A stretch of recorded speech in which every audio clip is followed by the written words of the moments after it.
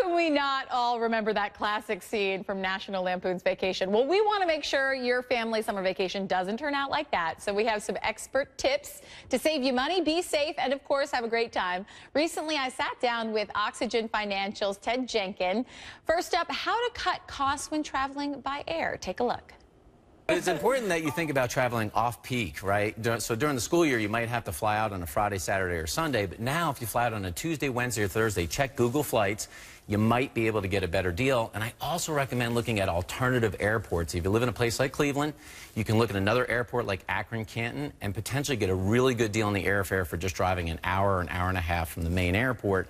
And definitely avoid the holiday weekends. That's when they get a super big premium on pricing. And it's already so expensive to fly. All right, some good places to dig up those cheap deals. We always hear about the things like Orbitz or Expedia. What are the sort of more unique ones? Well, I actually hear a lot of people complain about their credit cards and fees that they pay, but now's the time to use those credit cards and go online, or if you have a card like AAA, and look at all the discounts that they offer.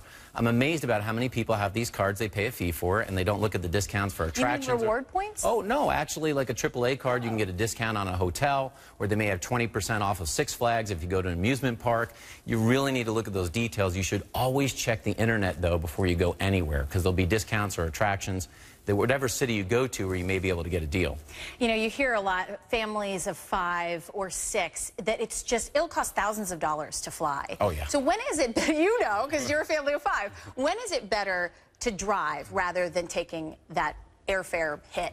Yeah, I've got this 8-hour rule in my head. You know, if you're between 4 to 8 hours from the city where you are and going to a new destination, and while gas is still relatively cheap, I know it's creeping up, it's a great opportunity to travel by car that will save you a lot of money. Just make sure the car's tuned up, you get the tires filled with air and everything like that, but it's a much cheaper way to travel. Sounds like a classic dad. Sounds like my father when we used to take long family trips. You know, vacations are obviously fun once you get there, but they're expensive. You got food. What's your best advice when planning for meals? Yeah, I like that. Diners, drive-ins, and dives. That's how I think about it. You know, first, there's going to be some off-the-beaten-path restaurants, maybe a barbecue joint or a pancake house where you can get a cheaper deal.